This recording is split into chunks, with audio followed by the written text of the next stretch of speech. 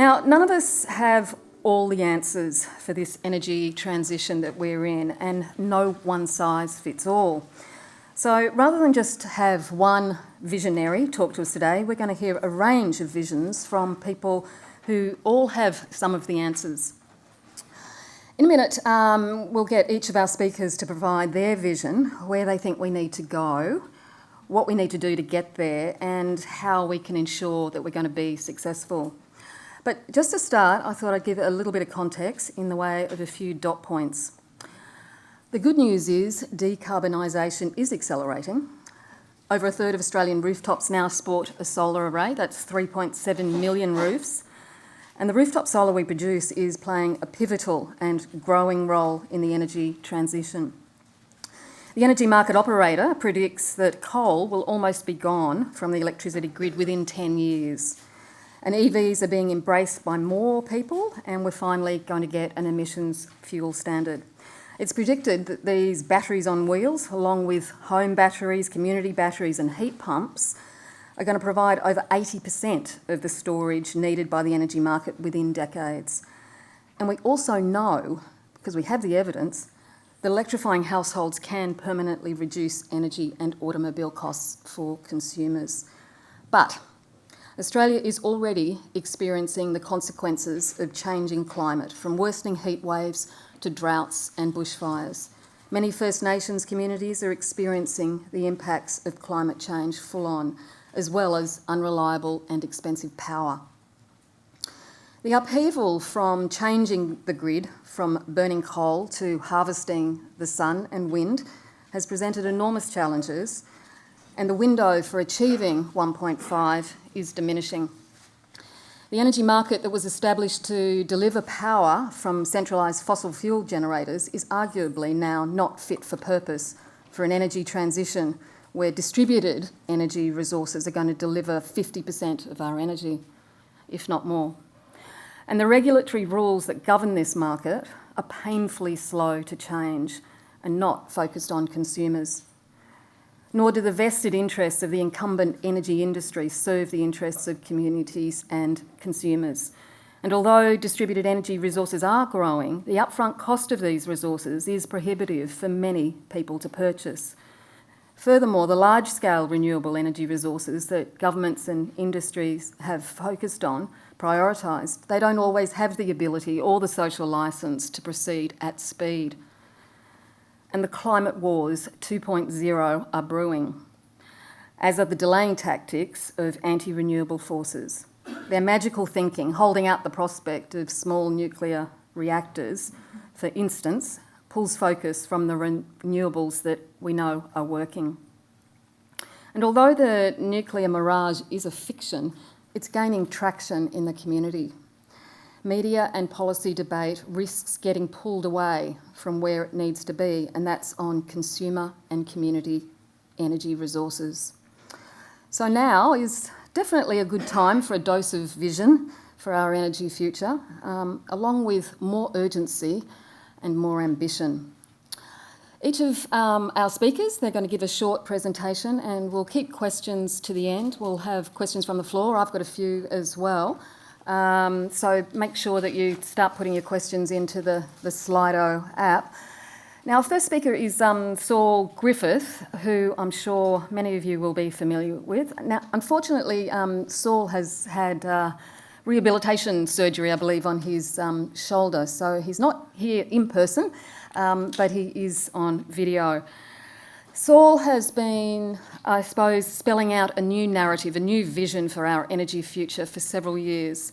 He's an engineer and entrepreneur who specialises in clean and renewable energy technologies. His professional career has been defined by working on solutions for and communicating about climate change, especially the energy systems underlying the problem. Saul has founded several technology companies, and he's authored a number of books, including Electrify and The Big Switch, which I'm sure many of you will be familiar with.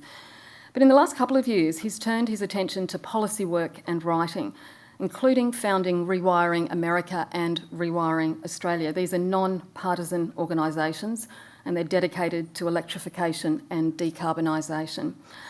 please welcome Saul. I'm hoping he's there.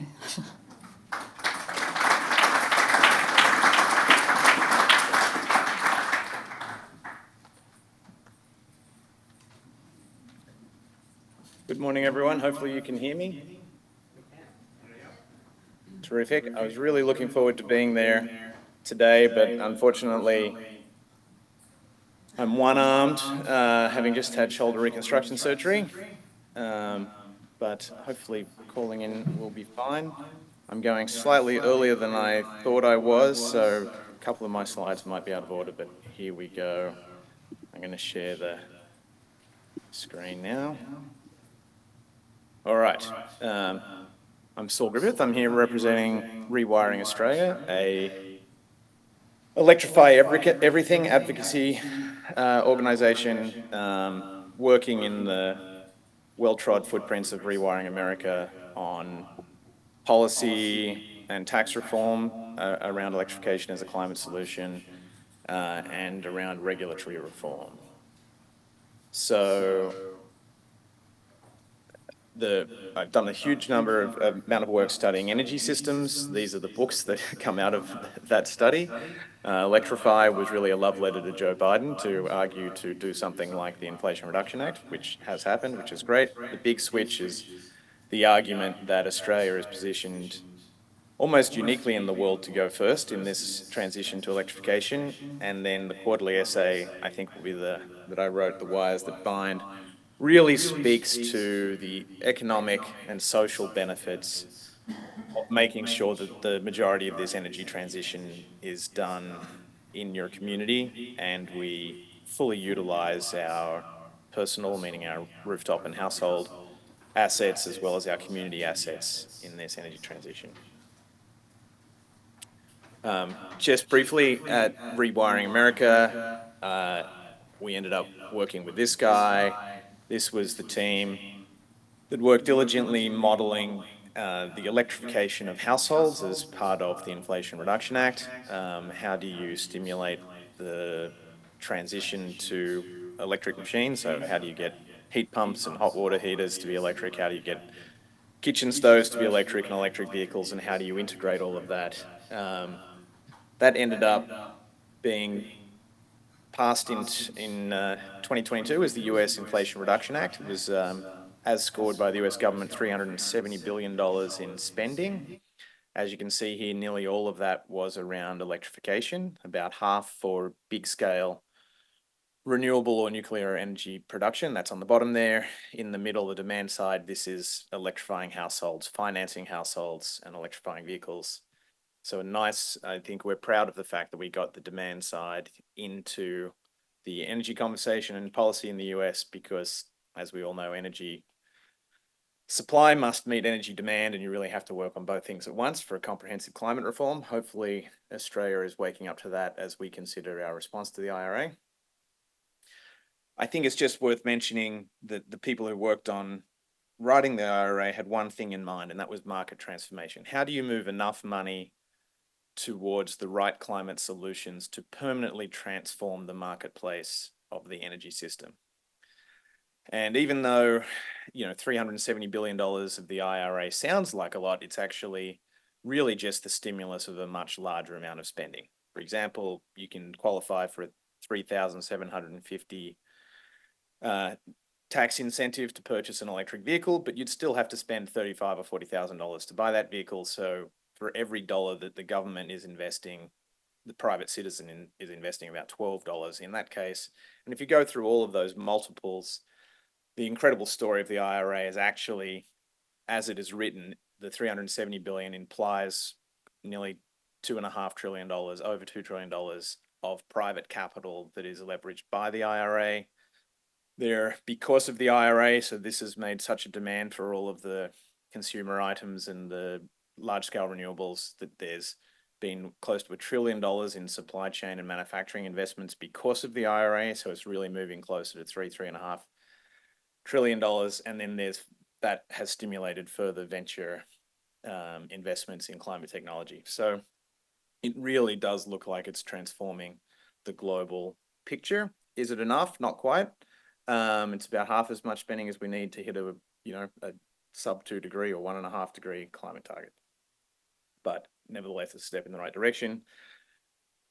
A friend of mine, Jesse Jenkins from Princeton, described it well. He said, really, the IRA gives everyone a discount on this electric future. And this is actually a calculator we made at Rewiring America. You can enter your house address. This is actually for my house in California, and you can see that we qualify in total for around $33,000 in incentives for rooftop solar, for a battery, for heat pumps, for electric vehicles, for all the full set of domestic decarbonisation and electrification. So that's an astounding bill.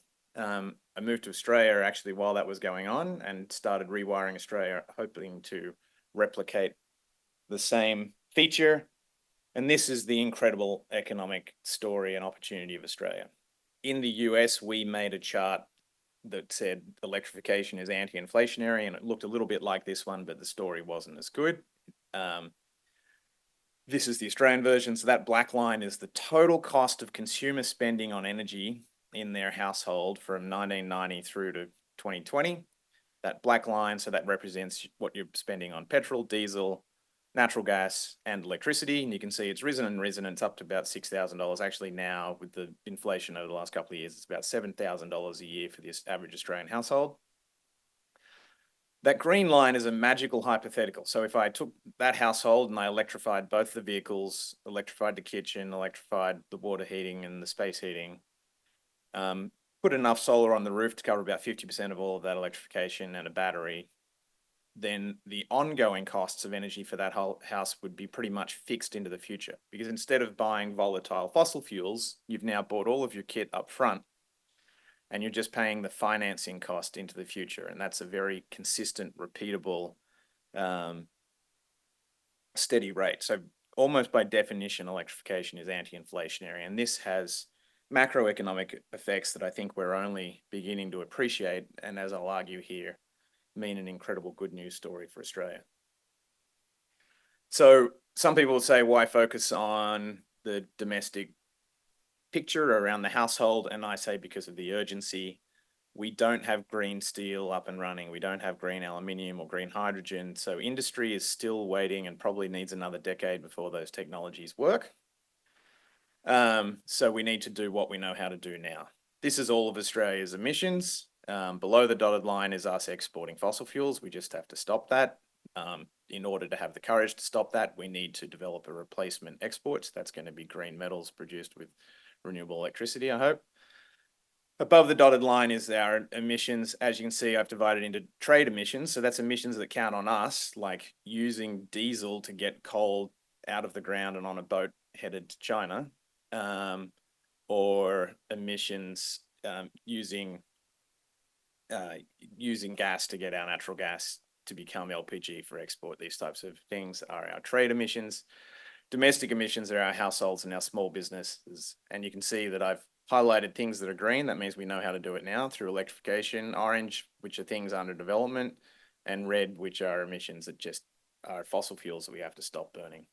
But it really says that the action right now, and we need emissions reductions right now, are in our households and in our communities.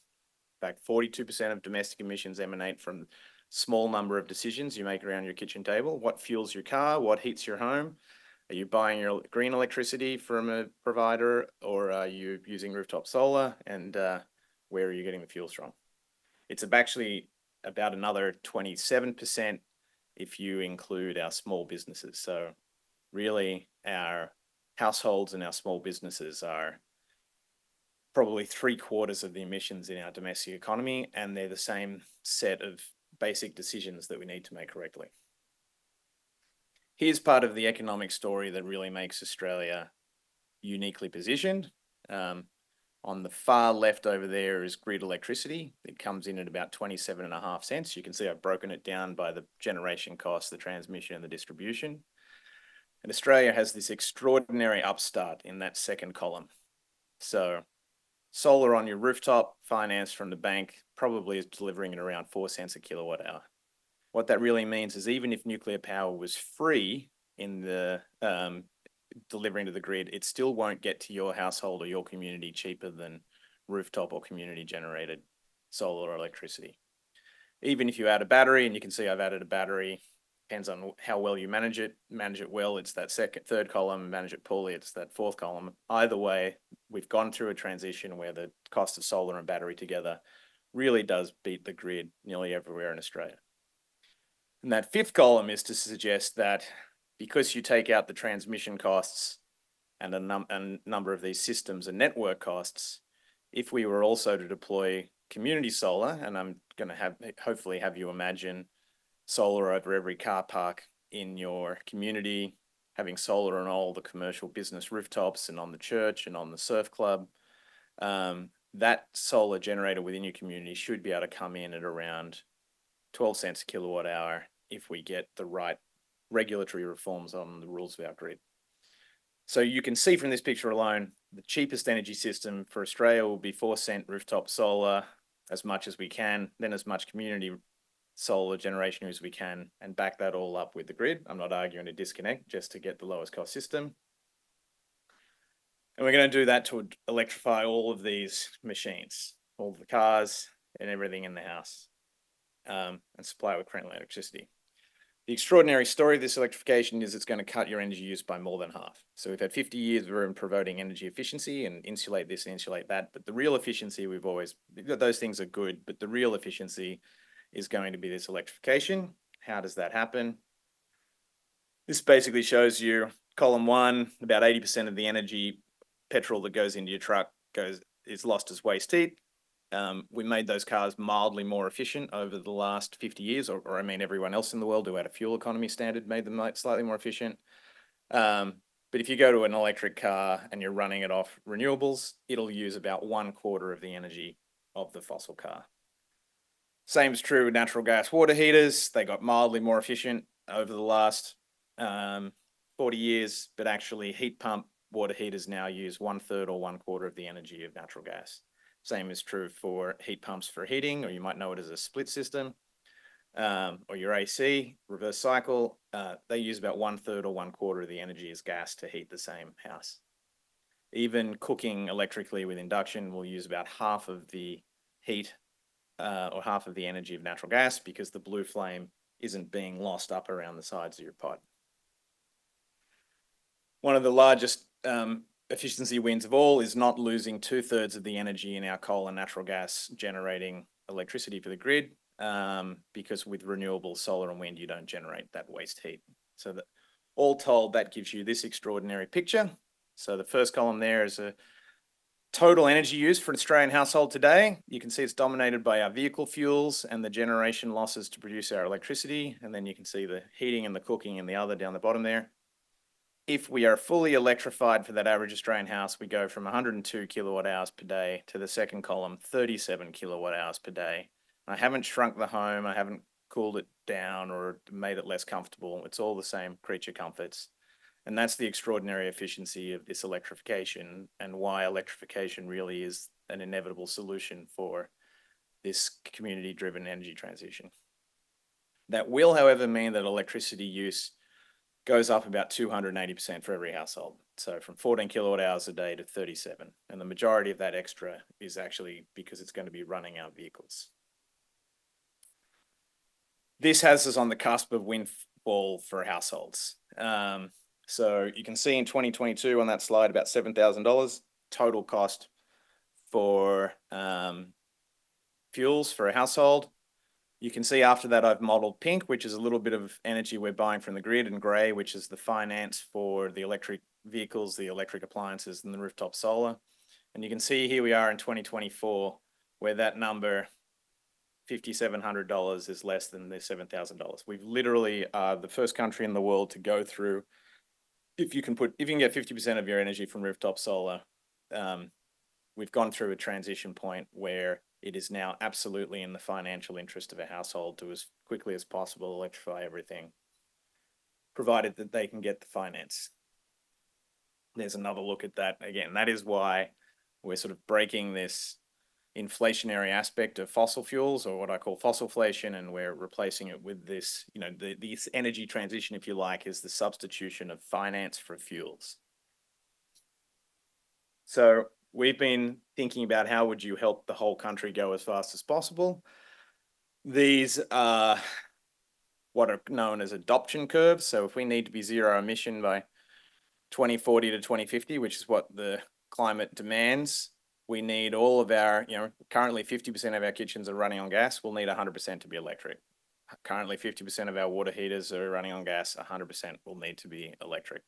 We'll need to go from 30% penetration of solar to 75 or 80% in rooftop solar, and our vehicles from 1 or 2% penetration of electric vehicles to close to 100. If you follow all of these curves and you just do an estimate on how the amount of money you'd have to spend other than the amount of money you're going to spend, this sort of tracks that. This really is just one of those slides to show you that I did the work and did the math. Another way of saying it is Australian households will spend $2 trillion by 2040 buying cars and buying water heaters and buying air conditioners anyway.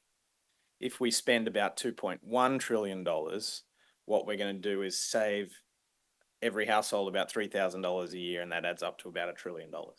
So that leads to a pretty remarkable idea that a government or our banks collectively could now finance households. This sort of shows you the loan book, so the amount of money that has to be out on loan to pay the extra for the green premium for these efficient electric machines. So you pay up front a little bit more, but you save a hell of a lot more over the lifetime. Households repay those. You can actually design a government program that would be revenue neutral for the government at this point. So no longer do you need to have people say it's going to cost us too much to go through this transition. The reality is now, if we invest to go in through this transition, the country will save money as a whole, and the faster we do it, the faster and the more money we save. That ends in this slide. So green is the cost of a government program to help finance everyone. Red would be the total loan book on the upgrades. Blue would be the money saved by consumers on their energy bills, and yellow is the net national position. So if we borrow a little bit money now, by 2035, the country will be raking it in terms of saving on household energy bills. So that is an extraordinary macroeconomic statement, if you think about it, that now a country will only be rewarded the faster it goes. So this is going to, I think I was introduced with dire warnings of culture war 2.0, distractions like nuclear energy in Australia. I think those things are all true, but we are going to have to counter that, and I think we can counter that, and the evidence will be behind us that the smart thing to do, the economically rational thing to do, the best thing to do for our health and the best thing to do for our climate is no longer in conflict with our pocketbooks. This is just a good idea, and we need to figure out how to go as fast as possible. Could I have someone give me a time check?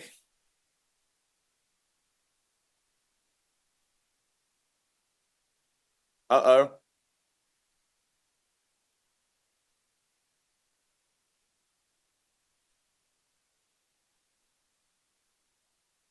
Five minutes? All right.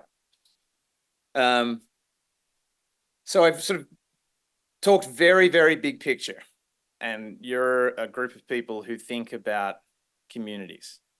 I actually think the best story we have to motivate ourselves is the community story, and I've been thinking through that specifically in the light of my community just north of Wollongong. And let me sort of tell you a little bit of a romance story about how all of those economics that I just talked about would play out within your own community. I live in a suburb called Austinmere. It's almost exactly average in terms of number of children, size of houses, ownership of houses. We're slightly higher than average on income. We live in a 2515, that's a postcode. It's got about 11,000 people. Again, very typical, 2.7 people per house, and about 4,000 households total in that whole area. It's served by, Wombara's own substation. So the substation is the local transformer that takes the grid electricity and brings it down to the local voltage to deliver it to your house. This is really the fundamental unit of the grid. So I do a lot of my modeling around, it just so happens that a community is served typically by a substation, and you can think about your community in this fundamental unit of our energy infrastructure, the substation. I'm going to skip a couple of slides. So we are very average, 4,000 households per,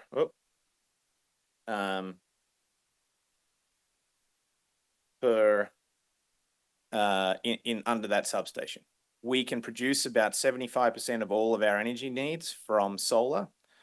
We won't have enough to get through June, July, but the rest of the year we can pretty much self-consume off solar, so there's a high opportunity. This picture is to show you a visual of what happens to an average household in our suburb today. Actually, it was a couple of years ago before the prices of petrol and everything went up. So this is only a worse story now. The average household spends $3,400 on petrol and diesel. That creates one job at the local petrol station that sells you three things that can kill you. They sell you oil, sugar, and nicotine. And that money leaves the community immediately on a one-way ticket, creating no high-quality jobs in your community. We also spend about $1,000 on grid-furnished electricity, and in New South Wales, that's mostly from coal, and we spend a little bit on gas, about $300 that you can see in the bottom. Some people are starting to bend, we've got a low penetration of solar here, so that there's some labor in installing solar, and there's some savings from that solar, but we can go a lot further.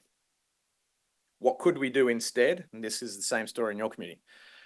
Instead of spending that $3,500 on petrol or diesel, we could be generating all of our own solar, charging all of our own electric vehicles. We would still be buying electricity from the grid, but it would in the future be from offshore wind from industrial solar. And if we do all of that, we would actually spend $5,600 in our community that otherwise we would have been spending on petrol and from energy that we were importing to our community. That $5,600 for each household, remember there's 4,000 of those households, that represents a huge amount of spending inside our local LGA, in our community. And to think about it at the net community level, we spend close to $15 million a year on our petrol, diesel, and natural gas. The majority is on our petrol and diesel, and about $4 million on the grid. Whereas in the future, we'll still spend $4 million getting some electricity from the grid to make sure we have enough all year round, but we'll be spending $1.5 million on local electrification labor. That'll create around 25 jobs, and we'll be saving about $21 million a year in our community. We also know that from Bureau Statistics data, about 55% of the expenditures of a household are spent in their local community. So what that really means is if you have $21 million that you're saving in your community, you're probably going to spend 55% of that, or about $12 or $13 million in your community. And you can predict that that spending will be an enormous job creator, around 400 jobs of direct, indirect, and induced jobs. This is an extraordinary opportunity for local economic renewal, because basically what we're doing is stealing this huge tax that leaves our communities in terms of our fossil fuel dollars for gas and oil, and we replace it with locally generated solar. And that is really the punchline. What we have to win here is gold plating our surf clubs and our RSLs and investing in our communities and creating jobs in our communities that are high quality and well paying, while we also solve our climate crisis. So we just had a couple of slides to finish on. So what is Rewiring Australia working on this year? We are advocating and working with the government for the largest possible investment by the government in money saving demand side electrification. So, how would you design an even better IRA for Australia to help Australians embark on this electrification that will save them money? So we're looking a lot at low cost loans and tax reform that can achieve those benefits. We're agitating for the wholesale reform of our electricity market and our regulatory bodies. The Australian household does not have a voting representative in our Australian energy regulator or Australian energy market operator. So we are underrepresented. It's no surprise that we are still designing the rules of our electricity grid and our electricity market to benefit large generators, and we're not fully taking advantage of the contribution that Australian households can make in terms of their rooftop solar and using their water heaters and other systems in their houses as batteries for the national grid.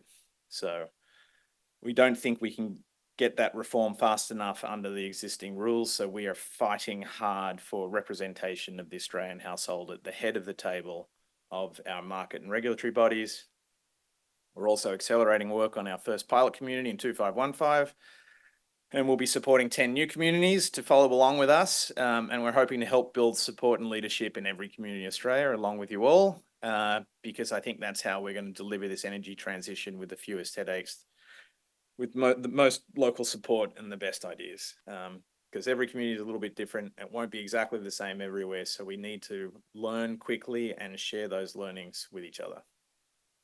And then finally, the work we'll really be working on is demonstrating that we've really passed through this amazing economic transition, that if we fully utilized our community energy assets, that this high-speed electrification is the best economic and climate pathway for the country. And I think we can actually get both sides or all sides of Australian politics chasing this shiny object once they realise that this is where the money is and this is how they improve the lives in every household in Australia and improve the air quality and the economics of every community. Thanks very much.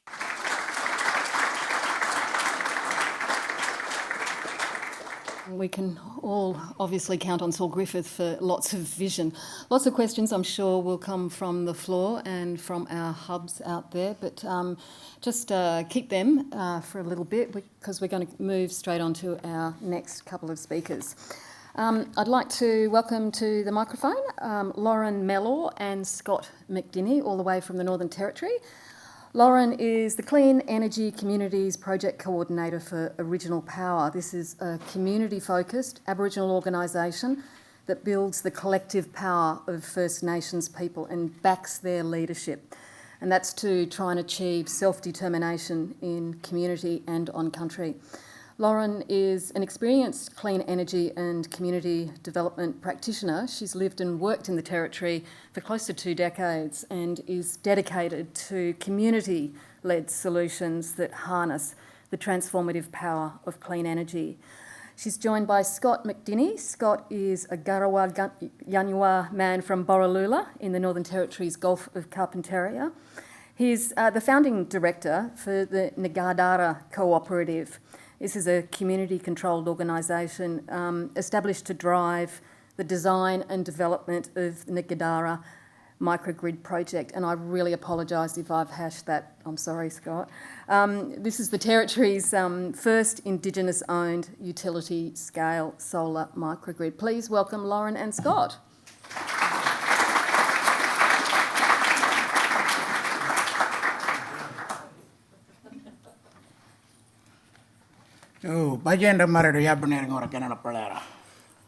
Firstly, I'd like to acknowledge the Gadigal people of this country, the countrymen past, present and emerging.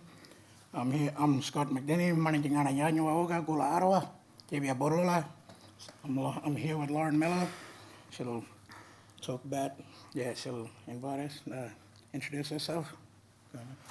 Great, thanks Scotty, and thanks very much Anne for having us here today. I also pay my respects to the Gadigal people. We'll just launch right in, I think. And we've got control of this now, don't we? We do, okay. Power to the people.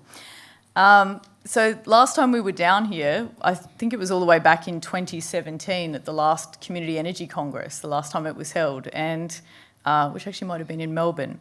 At the time, we brought our community energy partners all the way from the Northern Territory to hear about some of the really inspiring emerging examples of community-owned energy that were coming out of Australia and also out of Canada at the time. And at the time, I guess the idea that very remote communities like those we were working with in the Northern Territory could own and operate their own community energy systems was really nothing more than a vision for a more hopeful future and just an idea at the time. But that's why we're so excited to be back here again several years later, really to talk to you all about the amazing progress that these communities have made, the great strides in actually achieving regulatory processes that support these projects and achieving policy reform with the government that actually support these projects and make a fairer pathway for community energy to proceed.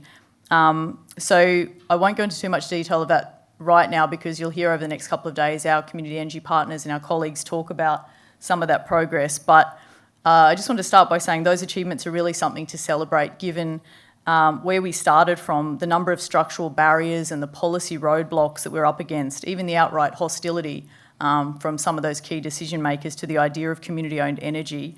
Those were the sorts of things that we were grappling with when we first started down this path, which I'm sure is similar for many of you who have gone down the community energy path.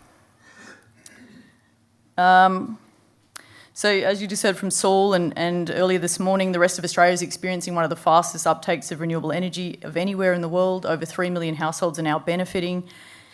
But in the Northern Territory, and we can talk about a lot of First Nations communities around Australia, there is a very unequal distribution of the benefits and the access to lower cost energy. And some of that sits in our regulatory and policy space. Others sit in the fact that many First Nations people are not homeowners, and we know the unequal distribution of benefits associated with low-income homes having access. So in the Northern Territory, we are struggling with a range of factors, but a lot of those centre around how energy services are actually delivered to community households. Some of you will know, where we've talked about this before, the way energy services are accessed by the majority of First Nations homes in the Northern Territory, Western Australia, parts of North Queensland, and now the APY lands in South Australia, is through a government-mandated system of prepaid energy where residents are required to go and top up before accessing energy services, swipe the meter. They have access to a determined amount of credit. When that credit runs out, the house automatically disconnects from power, and those same houses are also excluded from the majority of standardised consumer protections from disconnection or for energy hardship that are experienced by other consumers in the national electricity market, for instance. What that looks like is, on average, every 3 days, First Nations households are disconnecting from power, sometimes for days and even weeks at a time until people can afford to top up. So those are the sorts of challenges that our community energy projects are seeking to overcome. I won't spend too much time on that one, but I do want to talk about Marlinger, which is a fantastic example of a community energy success story, and one that is really centred around overcoming those structural barriers, like the barrier to households enjoying direct lower cost energy as a result of solar. Marlinger, shout out to Chantel Johns, who is our community energy partner, who's come all the way down from Marlinger. They're a community of about 60 people in the Northern Territory's Barkly region, very remote on the Stuart Highway.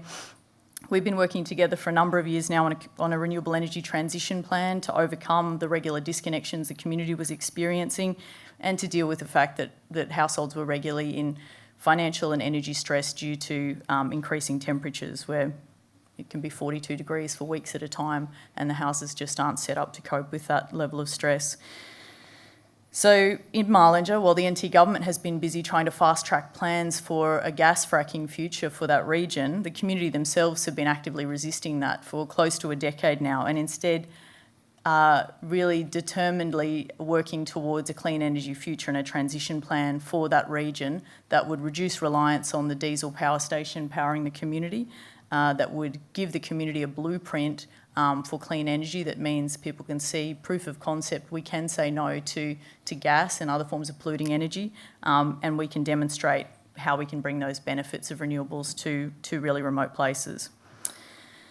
As an example, just going to some of the concepts of how communities may miss out on incentives that are targeted towards homeowners. In Marlinger, despite the community having raised the finance for their 18 homes to connect rooftop solar, it still came down to the Department of Housing in the Northern Territory not having the policies in place to actually say yes to this project. And so the community was refused connection back in 2022 for that proposal, which would have been the most cost-effective way of achieving benefit for Marlinger community.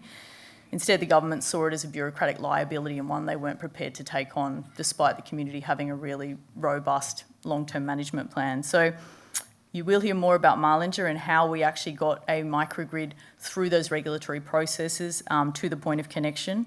Despite those initial setbacks, it really is a great example of community energy vision turned into reality. And right now, if it ever stops raining in Marlinger, community are getting ready to press go on deployment of a 100 kilowatt solar microgrid and battery ready for launch at the end of April. It is fantastic. Yeah. Even better, once they're connected, they'll be the first 100% First Nations owned and operated grid-connected renewable microgrid anywhere in Australia. It's a huge achievement. Yeah. And even more importantly, part of that vision was to achieve fair and equitable access for everyone in the community there, regardless of the technology, regardless of the billing arrangements. And really what we've been able to do in Marlinger, we'll go into a lot more detail about how this happened, but we've actually turned the prepaid metering system on its head, where it's previously been used for administrative ease to disconnect people and assist retailers. We've been able to turn that on its head and find a way to use smart meters to actually share the benefits from a community-owned solar microgrid directly with those households. So that's the style of innovation that can really assist communities to take part in the transition that we're very excited to support. That project and the Borroloola microgrid that Scotty's going to talk about in a minute are building critical proof of concepts for community energy and a blueprint for transforming remote power networks with community-led design, development and delivery of renewable energy that genuinely benefits communities and ensures the transition to renewables is faster and fairer for all Australians. Over to you, Scotty. Like Marlinger, Borroloola renewable energy vision emerged out of a fight to protect country from gas fracking. Our community wanted to show government that there were better ways to produce energy, one that could look after community and country and climate. So our vision for renewable energy, clean energy, really started back in 2017 when we first came to the conference in Melbourne and heard about our brothers and sisters, what they're doing over in Canada, because they were invited over. And and the clean energy and they're transforming their communities. And back home, we invited Original Power to come along and work with us to start develop our vision and form our community energy plan and solar for our homelands and a microgrid owned and operated by the community to power our township. From the beginning, we knew we would be facing some major hurdles and outright opposition. There were no community energy projects in the Northern Territory and very few in Australia. Since 2017, we've been busy turning our vision into reality. We started a feasibility study. Next. We started our feasibility study and study to look at our option and choose a suitable location within the Known Land Trust, which is Borroloola itself, and in and around the township where the Rumbadia country of Borroloola, the annual people. And and so the lease stays with our community and payment for land access stays with TOs. The feasibility made a strong case for producing a developed stage. Our proposal was to build a 2.1 megawatt solar array and a 3.2 megawatt battery integrated with the government, Northern Territory Government Power and Water Corp, running diesel power station.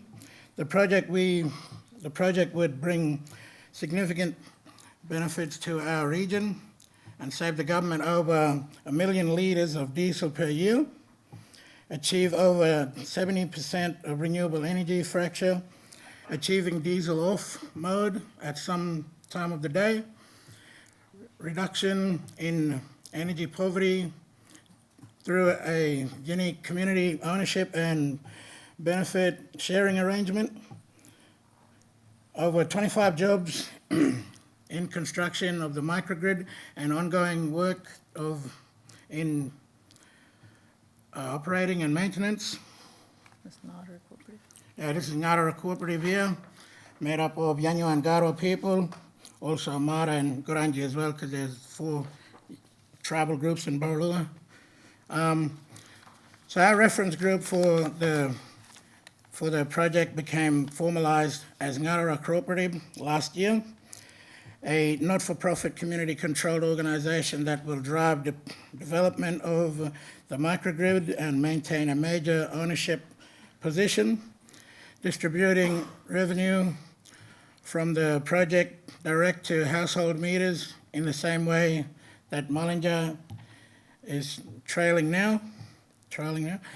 In the way we can make sure any revenue from the sales of electricity back to the Northern Territory government is distributed to households who needed it most. So after a couple of years in regulatory wilderness, trying to find ways that our community-led project could fit into the existing assessment pathways for power and water and the retailers, so there's Jacana. We are now in the advanced stage of negotiating a price to sell electricity produced at our microgrid to the Northern Territory Government Power and Water Corp under a long-term lease that will benefit Borroloola community for generations. We're now in the first stage of locking the finance for the project and expect to reach financial close and project connection approval by the end of 2024. We then move into construction by mid-2025 next year.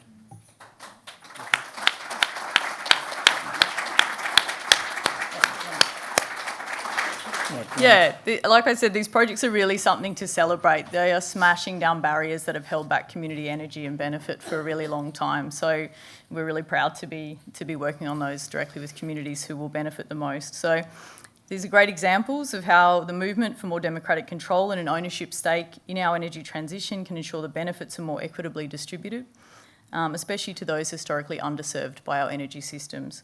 And can transform the social and economic landscape of entire regions. So I'm going to zoom out a tiny bit now and just talk a little bit about what we're doing at a national level as well with some of these demonstration projects. So what Original Power does is learn from these projects on the ground and translate that up into policy reform, advocacy and program development that can ensure those benefits and the pathways we've been able to work through are available to the next community to take up. So the implications of the climate crisis and the urgent need to transition to clean energy present both risks and opportunities for First Nations communities, both here and abroad. While some might see First Nations as making up just 4% of the population and at times politically marginal, what's important to remember is that First Nations have recognised land rights and interests accounting for over 57% of the Australian continent, often referred to as Indigenous estate, and that's just an image of some of those overlapping interests there now.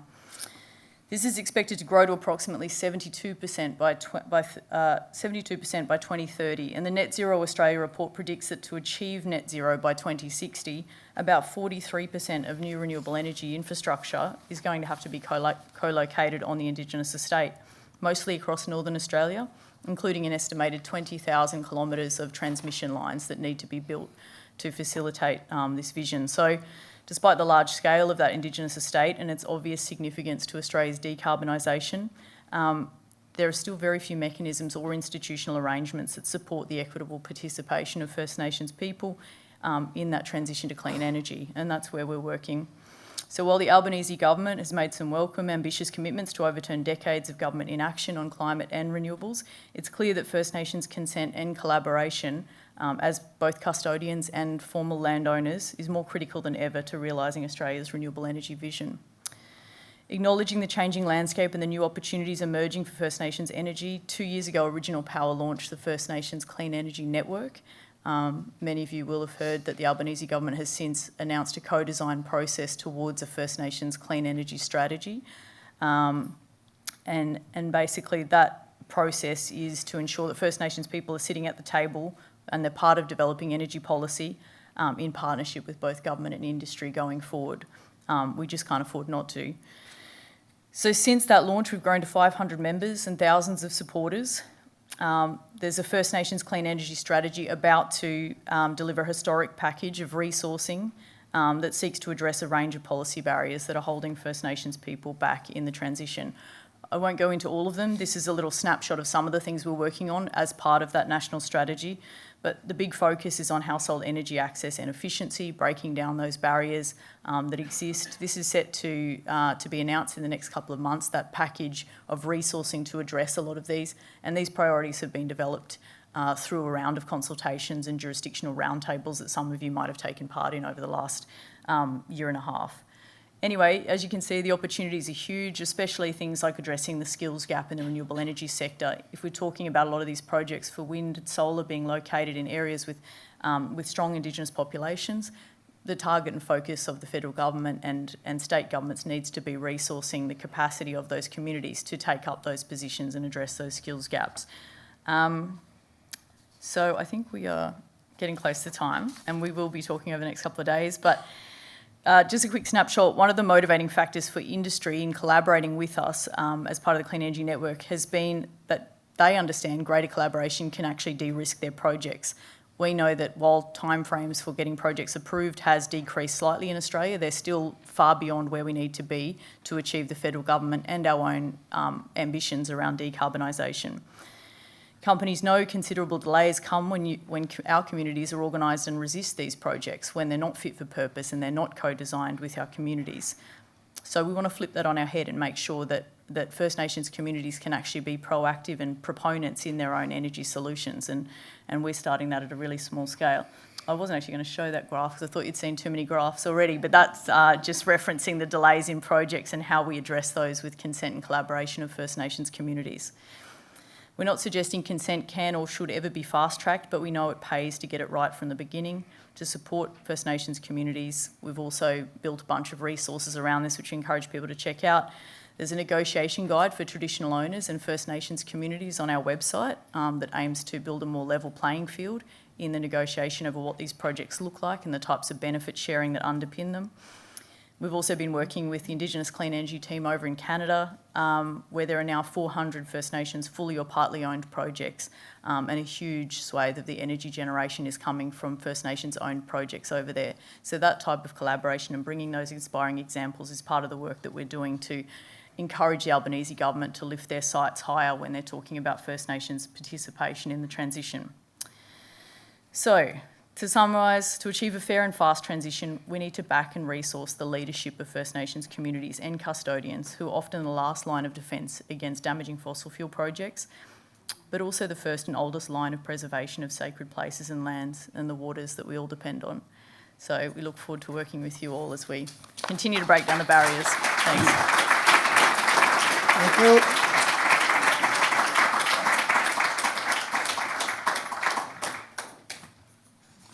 Thank you, Scott and Lauren. I have to say I feel really heartened by what you guys are doing. I think it's absolutely fantastic.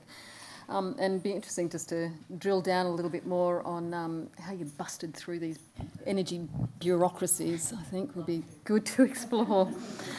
Our next speaker is Dr. Brendan French. Brendan is the CEO of Energy Consumers Australia, and this is as I'm sure many of you know, is the national voice for residential and small business energy consumers.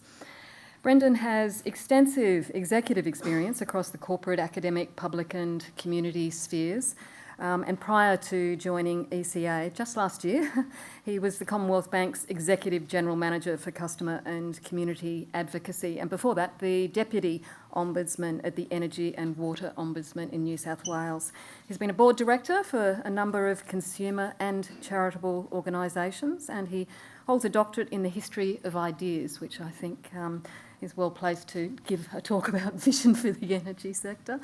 And Brendan has also been awarded for his work fostering trust between government, corporates and community. And that again is a crucial skill when it comes to dealing with energy. Please welcome Brendan French.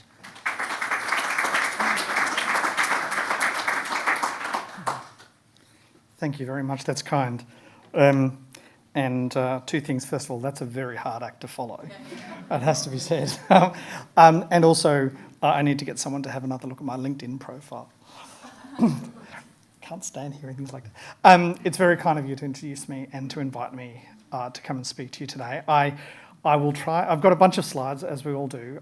I expect I'll bolt through a few of them because I think we're probably needing to shorten some of the time a little bit. I'm not going to cover much in the way of material you've heard before. I also assume that many of you will understand the background and the role of Energy Consumers Australia very likely much better than I do. I've been in the job for about 3 months now, and I was delighted to be invited to speak to you today. I've been very much looking forward to this. Also to get to know as many of you as I'm able, because I'm trying very hard to get across the stakeholder base for the energy transformation and to get a very good idea of the kinds of ideas you would like us to take up and to represent in your behalf. So perhaps I can give you a little context for some of the work that we're doing. We're going through a 3-year strategy refresh at the moment. I'm not going to bore you with our 37 objectives and all the rest of it. I'm sure you've got many of your own. These, however, are the 7 targets that we're going for. Once we have these passed through our board, which hopefully will happen in about 2 weeks, I'm very happy to come and talk to any of your organisations or to get any of your feedback or thoughts as to how we can help your organisations and advocate in your behalf for the pursuit of these targets with government. I thought for today I might kick off by showing you some of the things that I'm sure you're very well aware of, but I think have to be recalled in this conversation. As you might know, we do quite a lot of engagement with consumers via survey, research, grant programs and the like. This gives you a bit of an indication of how people are feeling the pinch when it comes to energy costs. This shows the price of energy in hip pocket nerve terms over the last 15 years or so. And as you can see, energy costs have significantly outstripped others as a share of a wallet for Australian consumers. They are really feeling the impact. But it's important to recognise, of course, that impact is not understood or felt equally across the community. When we ask people in different income bands what they pay, what their household pays for energy, we see quite a growing energy divide. So people on the far left are those earning less than $20,000 a year, and the people on the far right are those earning $150,000 or more. As you can see, for those on the right, the percentage of their income that they are spending on energy remains quite consistent at just below 2%. Right? But on the far left, the number is very, very disturbing and growing as a concern. So for those who are earning less than $40,000 a year, household incomes, they're spending now 6.3% of their income. Those earning less than $20,000, as you can see in our last survey, because we did this every 6 months, it's gone up to 13.6% of their income. This is household energy expenditure. We have to constantly remind ourselves that the experience of the transition is not going to be felt equally. It's not being felt equally now. And for those of us who lived, and I'm imagining all of you did, in this context, in this environment through the pandemic, you would have experienced an exogenous event which actually opened up some of the pre-existing social cracks in our social covenant. Right? What we're seeing, what we're anticipating, is that the energy transition may open many of those much further if very close, very, very close attention isn't paid to providing the necessary supports for communities who find themselves less than able currently, with current policy settings, to participate fully in that transition. That, it seems to me, is why you're here. So a couple of things, and I'm not going to go through all of this, I'm just conscious of time. Just to give you some observations of what we're seeing from our data and the engagement that we have with community organisations and others across the country. It is quite clear that consumers don't know where to go to get information. It's not, by the way, that there's too little information. When we ask them, they often tell us that there's too much. They don't trust it because they're not sure of the source of it. It's often conflicting, and it's very rarely what they need, when they need it, how they need it.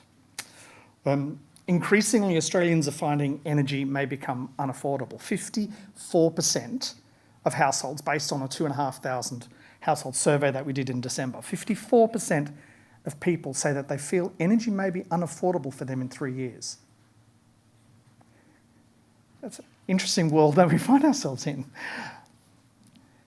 But they also say they know people, 79% of people say that they know people who they're fairly sure will find it impossible to pay for energy. A context of a world in which energy is rationed and self-rationed in that way is a remarkable place to contemplate, I feel. We're seeing an erosion in confidence. And you heard Saul mention a little earlier some of the counter-narratives that you will all know far better than I do in regard to the energy transition and moving from thermal energy to a renewable. But I'm afraid to say it seems to be working, at least a little.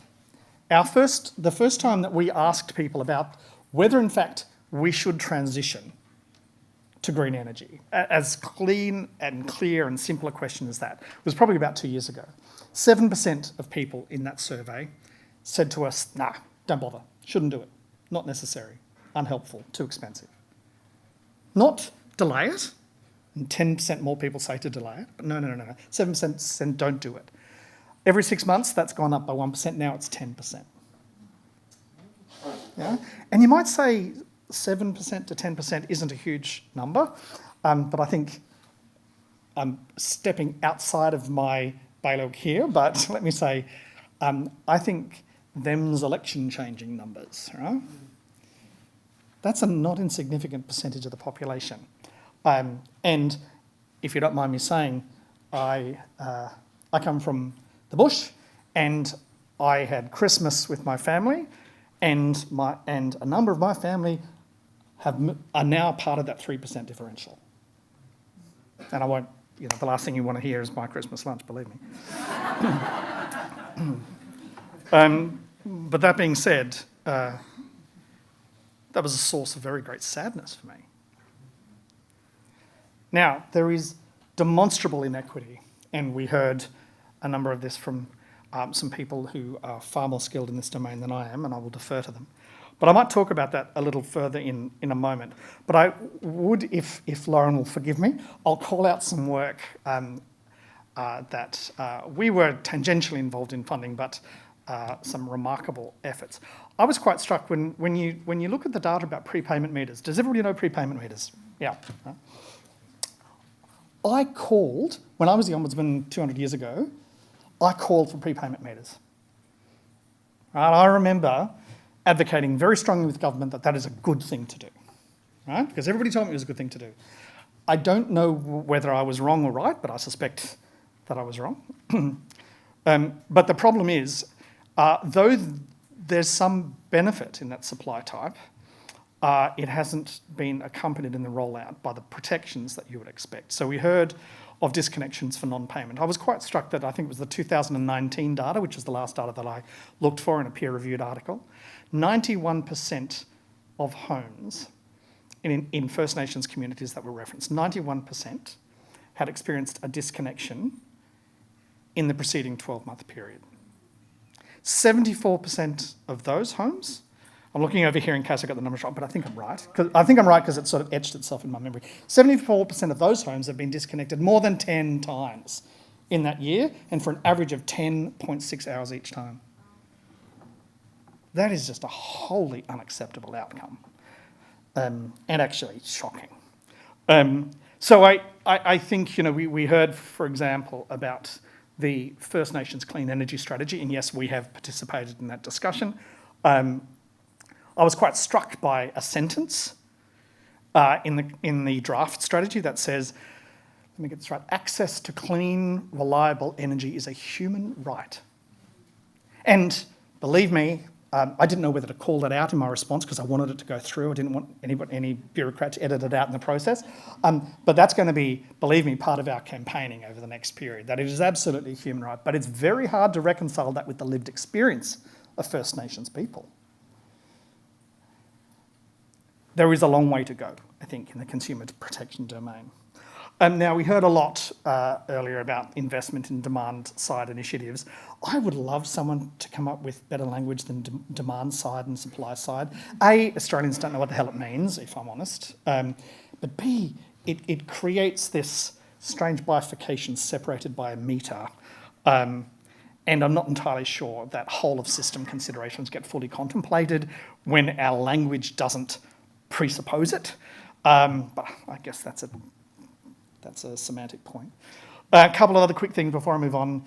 Future of reticulated gas has to be decided. People are buying appliances today with 15-year lifetimes or 20-year lifetimes, and I've killed the power. Oh, there we are. Look at that. See, honestly, I just don't know my own strength. I thought I'd traversed onto somebody's policy problem. Yeah, they're buying appliances that you know and I know they're not going to get the full use of. Or they're going to move 10 kilometres on this side or that side of a state border, and they're going to have a different fuel mix. It's very much our concern that as more people who can afford to move off the reticulated network do so, those who remain on the network are going to be paying for the whole bloody thing.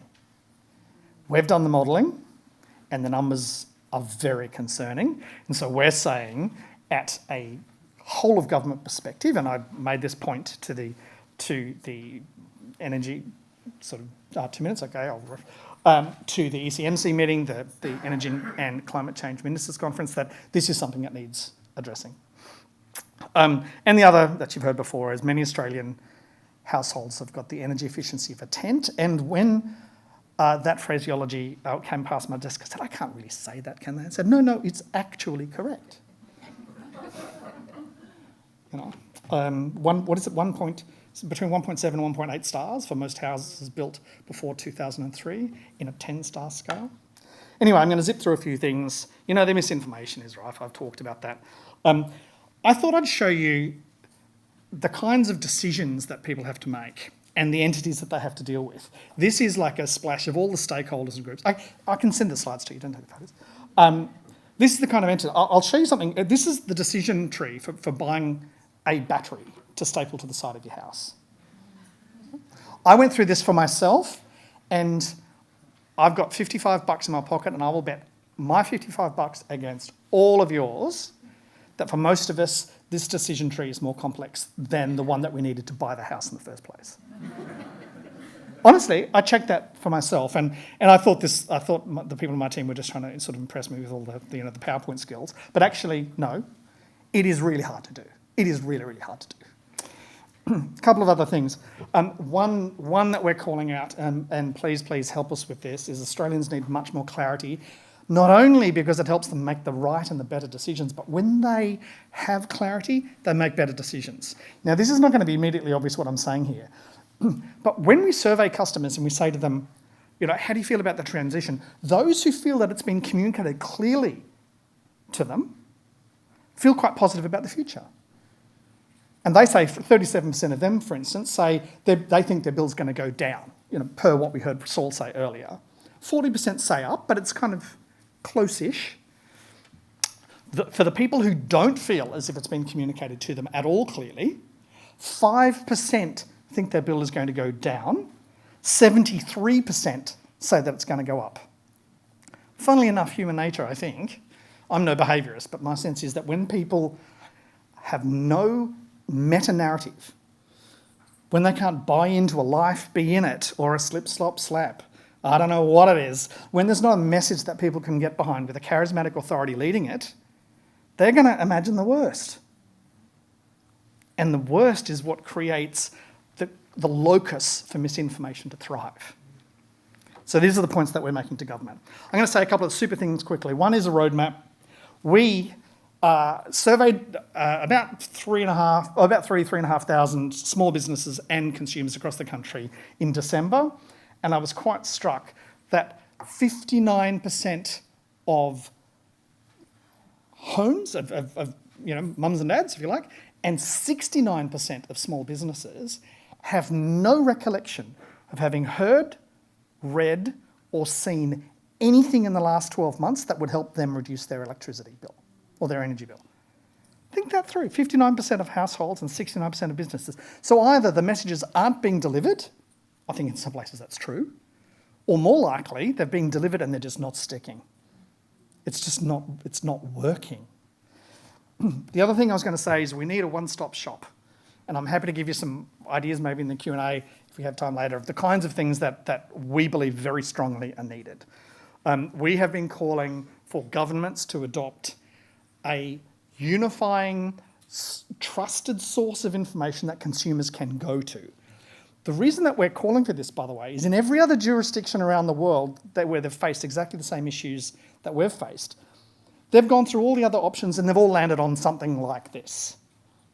A one-stop shop, and there's many, some of them are retail, some of them are efficiency-based, some of them are consumer energy resources-based. There's a whole variety of these one-stop shops, but we see that there is an enormous gap in the market. If I had to be honest with you all, and obviously just between us and all the recordings of the conversation, I've been in this gig now for 3.5 months, and the one thing that I have that has been quite a surprise to me, and this is after coming out of banking, where, as you know, there's been no problems at all in banking in Australia the last 20 years. My job was to kind of fix that, if I can be frank. I had 800 people in my team in the bank just working on consumer remediation and trying to fix problems from history. And I don't want this, it's a personal thing, but I don't want the energy system to store up problems for itself that's going to have to fix in the future. This is a unique opportunity to design something to work, right? Rather than to inherit something and then have to just keep it together with hockey straps and masking tape, right? So my sense is there is this enormous armada of energy policy bearing down on consumers, all right? And if you think retail competition was bad and took 20 years to get that as badly out there as it has, then you can't even imagine what the next sort of 5 to 10 years is going to look like in terms of energy policy. But at the moment, there is no connection to consumer. There's all the other stuff, whether it's smart meters or whether it's concessions, there's a whole heap of things coming at consumers, but there's now, as far as I can see, no mechanism to involve consumers in the discussion. And not just in terms of their data, but their standing in that decision. So when Saul talked about having consumers involved in market-based decisions, I would support that completely, but I think it's even bigger than that. I think this has got to be a co-created exercise. If it's not that, it just won't work. So I know that I've probably gone just about over time. Yeah, so I'm just taking note. Okay, all right. So I'm going to zip through this because we've talked quite a bit about consumer protections, but I would say that there's a bunch of supply arrangements that sit on the edges of the national electricity market. We've talked about prepayment, but there are others, embedded networks. There's a whole variety of these things that don't get the same level of focus or attention that we think that more normative supply arrangements do. And we are very, very concerned about the experience of people in marginalised communities and how they are responding to the transition and even what kind of benefits they're taking now. If you want a harrowing read of the energy market, go and read the ACCC's December report on pricing outcomes. Now, does everybody know what the default market offer is? That's like a price set by the Australian Energy Regulator. It's not, by the way, a social tariff for the low price. It's a reference price. It's, a standard price. Virtually all the advertised contract prices are lower than that by default, right? 47% of consumers are paying above that price. Some of them more than 25% above that price, and they don't know it. But the remarkable thing, when so many of them look to get other contracts, they end up paying more because it's too hard to compare the contracts. Yeah? And they've got conditional discounts and all these kinds of things that are almost impossible for people to understand. So, The next two slides, by the way, I had the answer, but I'm not going to have time. I'm sorry? Yeah. No, that's what I said. The next two slides, we're going to have the solution to all of this, but unfortunately we don't have time to cover them, but I'm happy to distribute to them later. Thank you very much.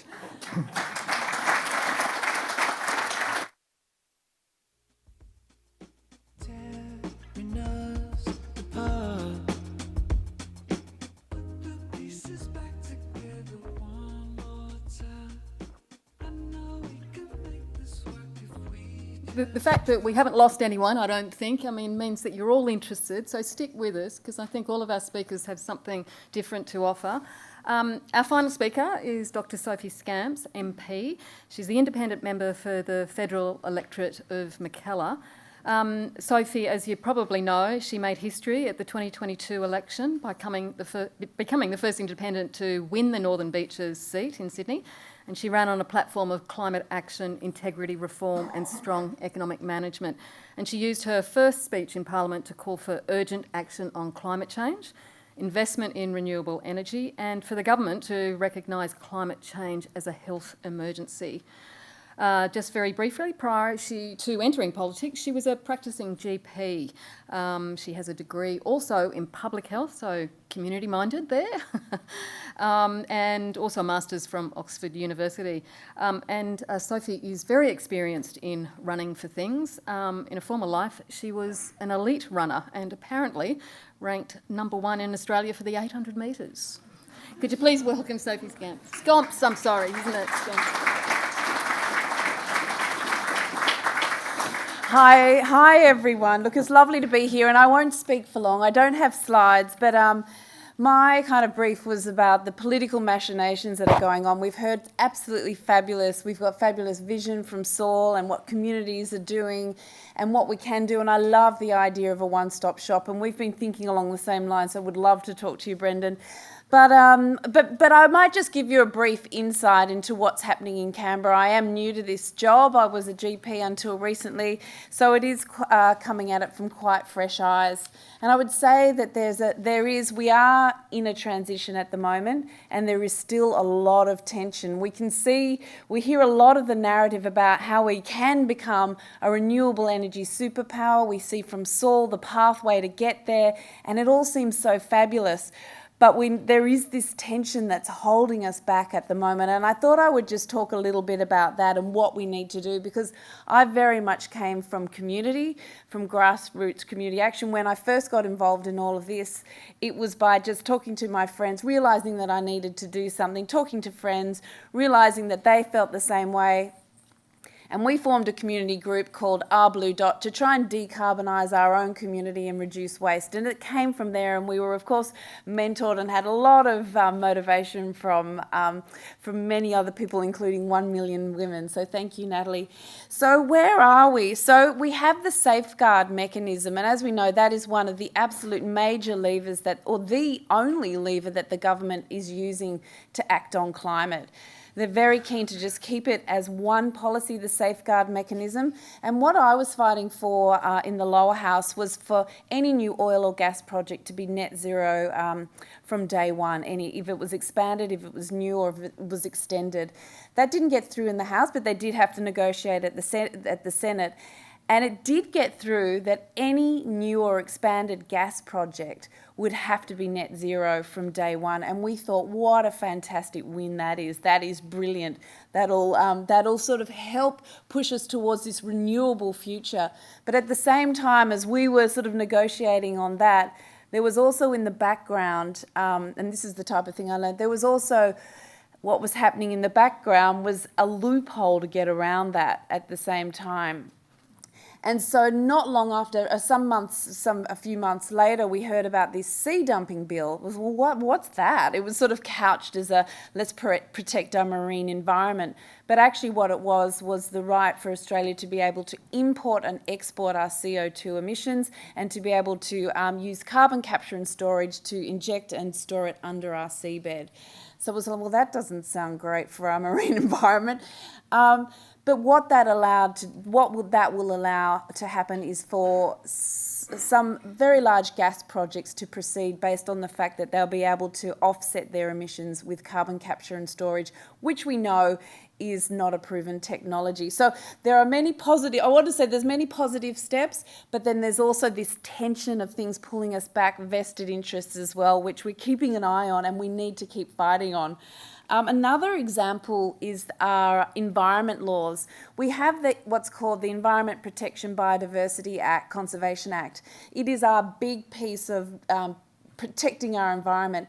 And a couple of years ago, the State of the Environment report was released, and it was really dire reading. So everyone accepts that our environment laws need to be improved and very much strengthened.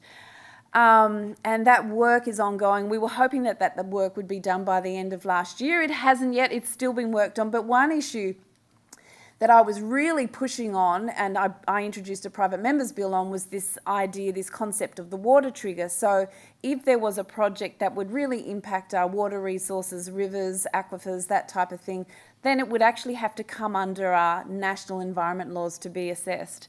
And in the end, after negotiations with myself and with others, that got through as a piece of this reform. And we thought, fantastic, that's great. This is awesome, that'll make a big difference, and it will make a difference. But again, the way that it was drafted and regulated, the regulations of it, it's a voluntary thing. So the oil and gas companies, I know, they're the ones that make the decision whether it needs to be referred to the environment minister. So that also needs to be looked. So it's like we have a win, we take a couple of steps forwards, and then we take a step back. So I'm just saying is we need to be active, and we hear these positive stories, we are moving forward, which is positive, but we have to, there's just this tension that goes on constantly, these vested interests. As you can imagine, any transition is incredibly difficult, and there is this massive vested interest tension there. And that's why there's other examples that I could go into, but I won't because we've obviously run out of time. But that's why I want to say that one of the most important things that I am trying to do, and many of the other people on the crossbench and community independents are trying to do, is to increase or improve our integrity infrastructure. So we need far greater transparency around lobbying. We need lobbying reform. We need to know who's putting pressure on, where that pressure is coming from. We need far greater transparency and regulation around that. We need donation reform. These aren't climate change issues, but we need to know that our system is working for us. So we need donation reform. We need far greater transparency around that as well. Who is, we see a lot there of where money is coming from to different parties, and that needs to be looked at as well, because until we do, we're not getting the best decisions being made. And then also there's other work that's been done. I'm working on things like ending jobs for mates, so that we know that we're getting independent people in the bodies that underpin our democracy. And then Zali Stegel is also working on truth in political advertising. We need a democracy and a political system that we can trust, that we know that the best decisions are being made and made fairly and transparently. And I wanted to say thank you so much for all the community work that is going on. That gives us real heart, I think, to see what can be done when people get involved. And I would just love to invite everyone to continue to be involved in any way they possibly can in this energy transition, because a strong democracy absolutely needs the participation of its people, and we need communities to get involved and to be a part of this transition. And we can be a renewable energy superpower. Saul's vision for our future is incredible, and we have seen the USA respond to that, and we've seen, following on from that, many other countries like the UK, the EU, Canada, Japan, many countries respond, hoping that in this budget Australia also responds to the Inflation Reduction Act, so that we really do start to move our country forward in a really positive way and get into that renewable energy future, which I think is absolutely doable, but we've just got to keep our heads down and keep pushing for it. So thank you very much.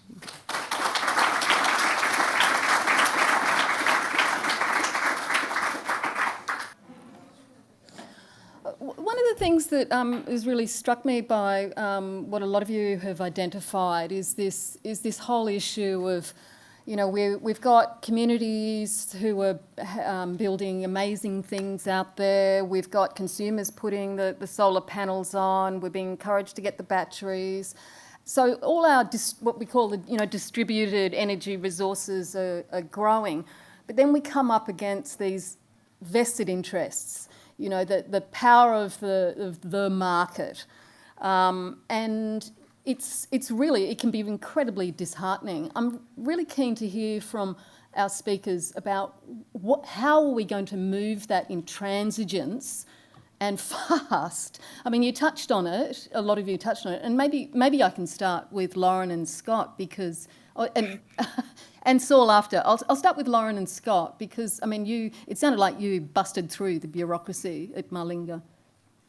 Look, I think in terms of vested interest, we were sort of up against two main challenges in the territory, and really the first one was the communities we were working with. The reason we chose to work with those communities was because it was a choice between a clean energy future or becoming the next site of a huge gas field development in Australia, and basically locking in using the small amount of window available for Indigenous consent around those projects. That would have locked in the next wave of gas in Australia's energy market. We couldn't let that happen, and we saw that was a really critical site to be supporting communities to have more options available, and there weren't any other options. It was say yes to these gas projects or there is no economic future for your communities. And so seeing that choice, we really felt that working with Marlinga and Borroloola, which are both adjacent to the what's known as the Beetaloo gas basin in the Northern Territory, was a really critical place to demonstrate that clean energy could help solve a lot of the entrenched problems that not having access to reliable essential services had resulted in those communities. So, and I think we have been able to do that with some of these projects which are on the cusp of coming online, is to say actually the employment that we talk about, the low cost energy that underpins economic development in these regions, the disruptions to the social fabric of a community that happens when people don't have access to energy services and a healthy home. Those are the types of things that a community-owned or a community benefit model of renewable energy can achieve. And we needed to show that not just to the community themselves, so they could see a different form of development other than something imposed by external interests, but also to the Northern Territory government. So we started there with communities that had a huge choice around what was happening with our energy future in Australia, had some ability to change that, and it meant real outcomes on the ground in terms of those benefits. So, yeah. Fantastic. Yeah. Yeah, so back home in Borroloola, we got like outstations out there, like homelands, and like getting family back on the homelands, coming up with solar panels, like, because they're spending maybe $500 a week on diesel just to run their generator, and to get to town, they're going to spend at least $200 to pay for fuel to get into town. So we're coming up with solar panels, like, there's sun, why don't we use it, So, yeah. Getting the family members back on country, back on where their ancestral land is, so that was really good. We just done one back home there. It's called 20 Mile, also known as Womangalinja. It's on Mumbalea country, Garawa country. And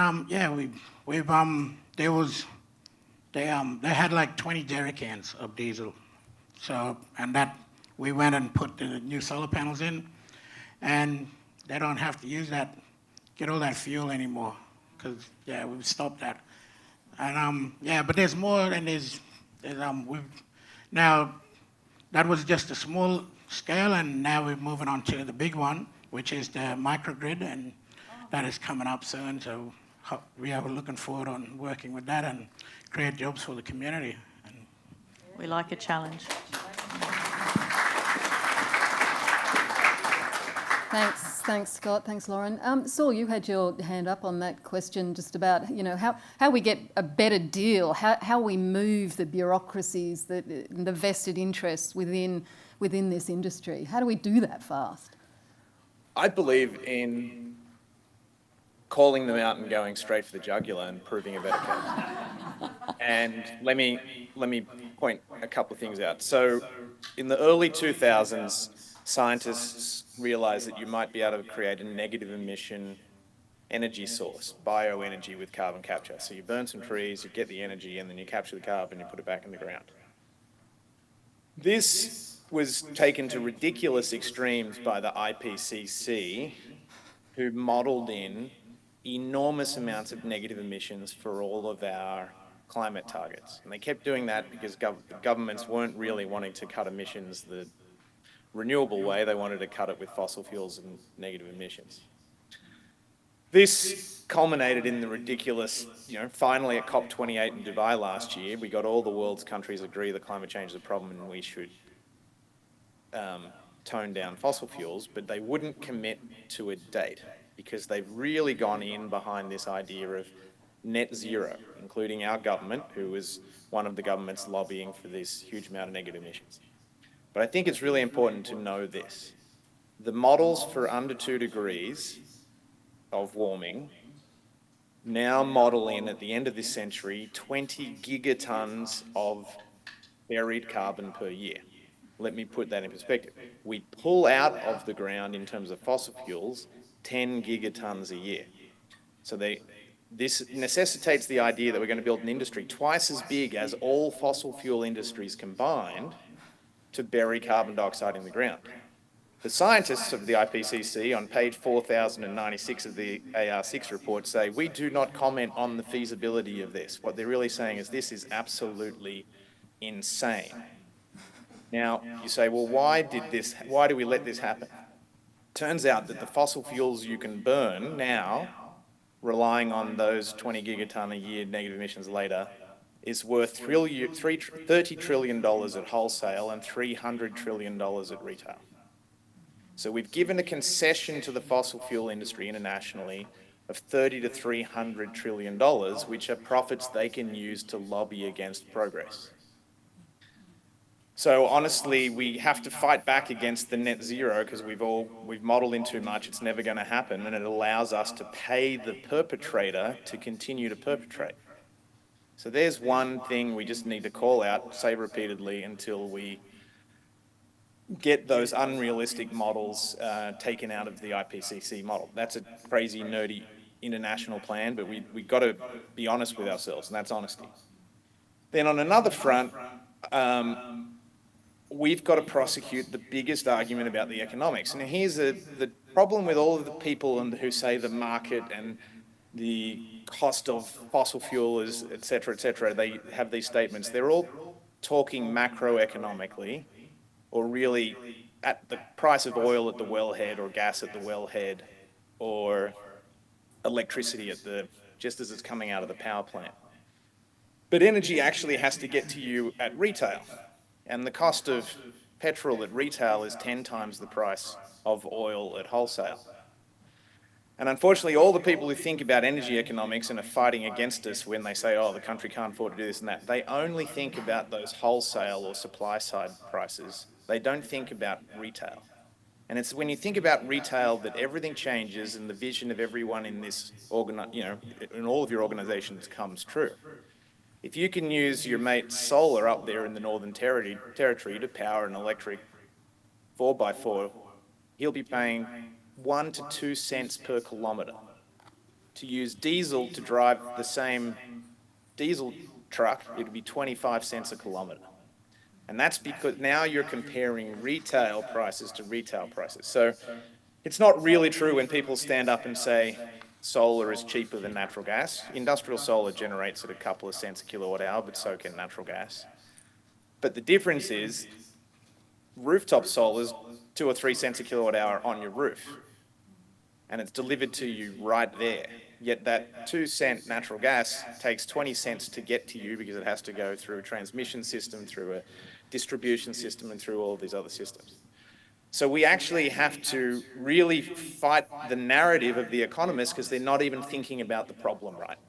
It's hard to get Treasury in Australia, which is now responsible for the IRA response, to even think about this right. It's like we have to educate the economists because they are incapable of seeing the energy system as anything except this, sorry to use the terminology by ECA colleague, but like we're all stuck in supply side wholesale energy prices, and we're not thinking about the real prices that are delivered at retail. And if you do, this much better picture emerges where we win in communities, and we should go much faster. But we so honestly, we are fighting the vested interest of fossil fuels and a little bit of laziness of economists, and we have to win that fight this year. Yeah, we do. Thanks so much. Just so I don't count out Brendan and Sophie, did you want to bite off that question? No, I'm okay. Okay. I think we've covered it. I think Saul's done it. You guys have done a great job. Can we take a question from the floor here? Yep, but we're going to have to We wrap are- it up, so maybe one last comment from each of the panel. Actually, I might just go to Brendan, just the point that you made about energy as a human right. How do we make that happen? Well, sorry, yeah. Well, first of all, we say it and we believe it. I, for instance, am quite struck. I think the last data that I saw showed about 27,000 disconnections for non-payments here, which has sort of gone, back almost to pre-pandemic level. I remember being in the UK a lot of years ago and thinking with their populations, theirs must be very, very much larger than ours. But when I was in London, there were, I think that year, many years ago, there were 127 people who were disconnected in the Greater London area. Why? Because you had to go to a magistrate to get an order. Because there was a fear that if you disconnect people, it's so cold that people will die in their homes. I think one of the terrible ironies of this is that we're experiencing the other extreme. Climate change is actually making it unsafe for people to live in homes, for instance, in certain heating conditions. And so my own view, in terms of energy as a human right, we actually have to test the law on this. And it may well have been that 15, 20 years ago, energy was less essential than it is now, but try educating a family, try doing your banking, try managing your telecommunications, try managing your prescriptions without a fridge and so on. Energy, as a civilization, we have chosen an energy future. It is not just an essential to life, but I think we have to actually recognise that it is a necessity to contribute in the way that every human has a right to contribute. And so I think I'd like to see that as part of the vanguard discussion to go alongside the kind of ideas that we've heard about today. Okay, I mean, there's lots more to unpack there, but I'm just going to ask one final question maybe to Sophie. How confident are you that your colleagues in Parliament House are going to move forward? And also particularly with this coming budget, I mean, this is going to be quite a crucial budget when it comes to, some of the vision maybe that Saul was talking about. How confident are you? Look, there's one of us on this panel that probably knows more about that, isn't there, Saul? I don't know, can't say anything. But anyway, I do think there is some positive work that's happening for Australia to respond to the Inflation Reduction Act. And we absolutely have to, because otherwise, economically, we're going to be left behind. Either we keep up with the rest of the world and we invest now because we know that the pathway is there, or we leave it and we delay. But what I would say with just on that question of vested interests, how do we, this tension that we've got to overcome, I was sort of very inspired by Cathy McGowan, who was an independent, who kept saying, there's no cavalry coming over the hill to save us, there's only us. So I just would encourage everyone to just keep having conversations, keep being positive and keep pushing forward to this really positive future where we share equitably in renewable clean energy and we have a bright prospect for our future for all of us. I think that's a great note to end on. Can I please thank Sophie Scamps, Brendan French, Saul Griffith, Scott McDinny and Lauren Mellor. Thanks very much. And I think you can all now go to lunch.